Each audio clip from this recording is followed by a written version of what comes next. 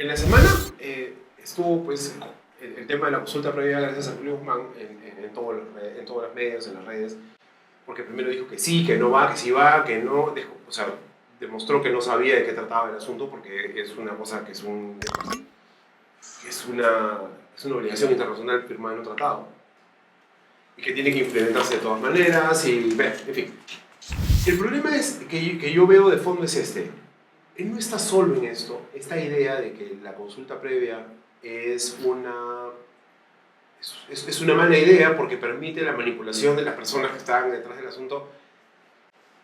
Va pegado a otra cosa muy cercana, que es el tema del ordenamiento territorial, ¿cierto? Entonces, ¿qué va por ahí? O sea, claramente no tiene razón con el tema de que es una ley, pero ¿cuánta razón tiene el hecho de que la gente es manipulable hasta ese punto? Bueno, la experiencia no dice eso, ¿no? La experiencia dice que, a ver, hay una visión como de la persona indígena como alguien, digamos, menor de edad, ¿no? Como si requiriera algún tipo de apoyo casi paternal para tomar decisiones. Tutoría o tutela, ¿no? Y eso es completamente pues, algo que ya debería quedar por fuera de cualquier el paternalismo típico político o social, ¿no? Que te da pie para poder gobernar. Iván mucho más que yo, porque ha sido viceministro de Interculturalidad, pero yo por el tema Bagua y porque después me he quedado muy vinculado desde antes en realidad. Y cuando tú te reúnes en una asamblea de nativos, no solo no se van a dejar llevar, sino que van a plantear. Y yo creo, o sea, no es tan fácil como decirle. Me parece gravísimo lo que ha dicho Guzmán. Más grave me parece lo que ha dicho Alan García, claro, en el sentido de que, pero en Bagua se hizo consulta. Perdóname, no se hizo consulta ni con el Congreso, no te digo con los nativos, exceso los de decretos legislativos. Exceso de diálogo, exceso de diálogo. Exceso de diálogo, por favor. Pero sin embargo hubo esta intervención de Humala, que en algún momento yo estoy recordando hace un par de años, que él dijo que habían temas que no se podían manejar. Por ejemplo, él dijo el tema de la diferenciación entre campesino y versus indígena en algún momento. Sí. Y lo dijo Humala, o sea, no lo dijo Alan García, no lo ha dicho, bueno. Sí. Y por otro lado, es que hay una proliferación de comunidades. Y entonces ahora teóricamente tendrías que hacer una consulta previa para hacer la ampliación o la alterna de la carretera central vía Lunahuaná, Yauyos, Huancayo. Pero no es así, además la consulta no es vinculante. Consultar, y volvemos al tema de la crisis del sistema de representación, es escuchar y dialogar, informar de buena fe, y después tu Estado tomará la decisión que mejor te parezca, la que más conviene al bien común. Claro, pero eso pues, eso es lo que nos dice el sentido común, y claro, y quienes hemos leído un poco del tema, ¿no? yo entiendo que, por ejemplo, lo que ha hecho Julio Guzmán al decir es demostrar una supina y es desinformación. En la que no está solo, porque en verdad por un lado, como yo te decía hace un rato, hay gente que no sabe el tema, hay gente que de pronto sabe, pero la verdad no le interesa. No tiene el tema de consulta previa en un país como el Perú. Es ir al barranco. Es grave. Perdóname, más que su pero por ejemplo, yo tenía un adjetivo un poquito más grueso. Pero sin ir muy lejos, esta semana... Sin ir muy lejos, por ejemplo, Aldo Mariátegui, y no está solo en esa columna que escribió él, hablando de para qué hay una consulta previa, si vamos a meter así, estamos creando un nuevo actor en la de esto. O sea, él no habla porque no está solo en este tipo de... él no es un loco solito que está hablando de eso, sino hay un montón de gente que piensa como él, ¿no? Entonces, como te decía, algunos... Habría que denunciar el a ver, primero porque hay una política implementándose. Por ejemplo, toda la discusión que se originó a raíz de esas declaraciones del presidente Humala ya se resolvió. Hay una base de datos de pueblos indígenas publicada, uno puede mirar la lista de comunidades que son parte del derecho a la consulta previa, uno ya tiene instrumentos para hacerlo, o sea, ya empezaron las consultas en la mina y la minería, es decir, no es que no se haya avanzado y que simplemente es algo que está en desarrollo. El primer tema es, segundo, que efectivamente el Estado tiene sin duda siempre la posibilidad de tomar una decisión. Claro, siempre respetando los derechos de los indígenas, siempre respetando por ejemplo, su derecho a la tierra, su derecho a los recursos naturales. Y ahí viene el tema, perdón que te interrumpa, que señala Luis, ¿no? Sobre ordenamiento territorial vinculado a consulta. Entonces, por ejemplo, ¿cómo haces tú para tomar decisiones sobre el territorio? Precisamente es muy importante que antes de tomar decisiones tengas una idea más o menos detallada de qué se puede hacer y qué no se puede hacer, y qué es compatible hacer y qué no. Y además La tesis de Hernando de Soto, yo sé, con todo respeto, Hernando.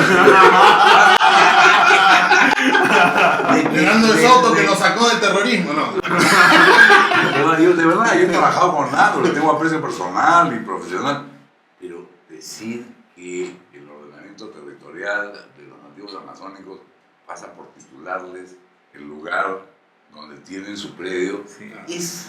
Ese es ignorante. Ignorante supina. Eso sí es ignorante supina. Totalmente, claro. Viene de otro país esa idea totalmente que no tiene sentido con nuestro tipo de forma de dinámica. El pueblo aguajún, que ahora está confinado, es una manera de decir, pero ok, básicamente en la región Amazonas es un pueblo binacional, es peruano y es ecuatoriano. Es una Y nación. originalmente es una nación que tenía un territorio que llegaba desde Piura hasta Cuenca, en Ecuador, pasando por toda Cajamarca, Amazonas.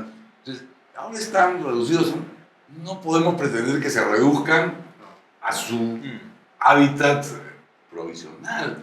Originalmente son pueblos, pues, cazadores y recolectores, y van moviéndose. Cada vez están más acogiendo la modernidad, pero sin renunciar a lo que es su cosmovisión. Hay mucho, claro, nosotros tendríamos mucho que aprender y no seguir pensando, perdón, Iván, en que la Amazonía en general es un territorio deshabitado, que los peruanos tenemos que aprovechar, cuyos recursos naturales debemos explotar y no ser pues como esto. Es la idea de que es el jardín de Pero también jardín. hay cambios, hay transformaciones que están produciéndose. Las generaciones más jóvenes de los pueblos indígenas, Guajún y otros, cambian, tienen nuevas expectativas, demandan otros nuevos recursos, y eso no implica renunciar a su cultura ni a su lengua. O sea, efectivamente quieren tener sí el control sobre su destino, como cualquier peruano quisiera. Y yo sé que es poco popular y hasta irritante para muchos, pero el pueblo aguajún, como por supuesto los chánicas, que son los dos pueblos más numerosos de la Amazonía, tienen derecho a un territorio que no podemos confinar al poblado que están habitando en este momento.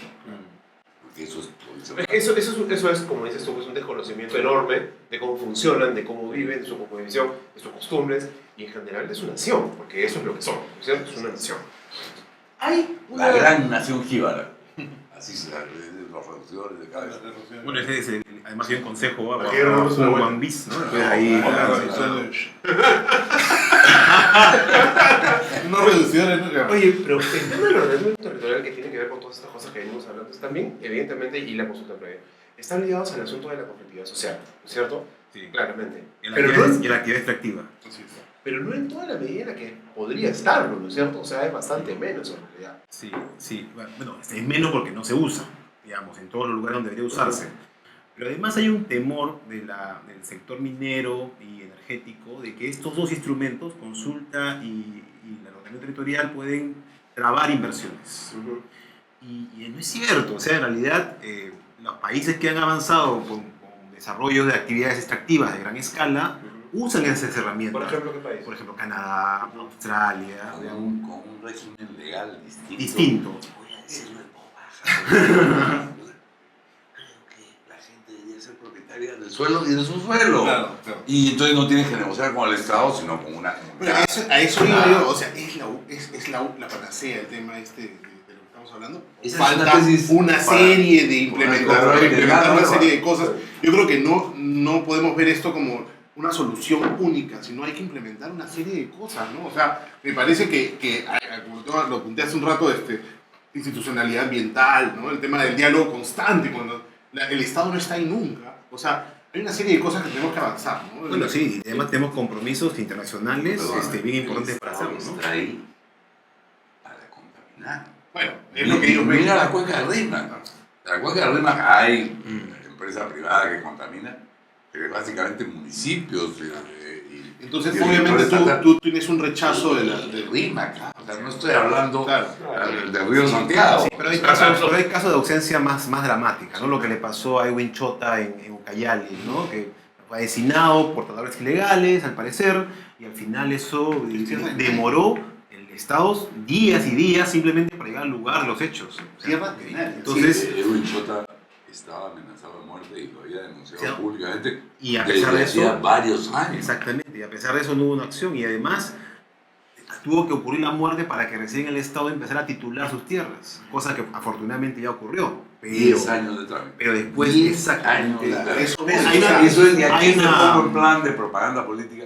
Eso es lo que la candidatura del PPK pretende resolver. acabar con la tramitología La indígena. tramitología para todos, no solo para los Pero indígenas. es un tema bastante triste, ¿no? Porque nosotros pretendemos llegar con nuestra mejor cara y nuestra mejor sonrisa allá, cuando lo único que han recibido realmente es la espalda. Se llama la deuda histórica, ¿no? La deuda histórica. Y claro, obviamente yo recuerdo hace mucho cuando me fui a Oxapam, después seguía a Posuso, estaban construyendo la carretera, y dije, qué bueno, está la carretera, ¿no? Y me dijeron, no queríamos la carretera.